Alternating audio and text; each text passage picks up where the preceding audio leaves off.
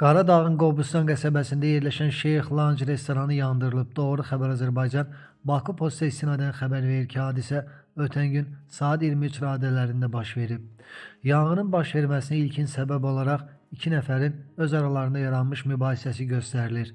Belə ki, mübahisə davaya çevrildikdən sonra tərəflərdən biri obyektdə yanğın törədib.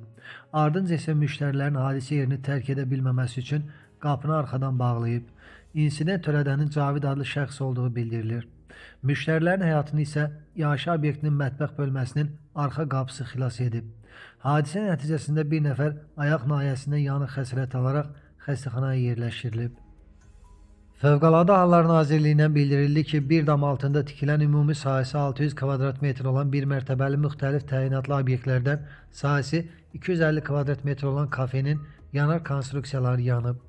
Daxili İşlər Nazirliyindən isə bildirildi ki, qeyd olunan yaşayış obyektinin qəsdən yandırılması ilə bağlı polisə məlumat verilib.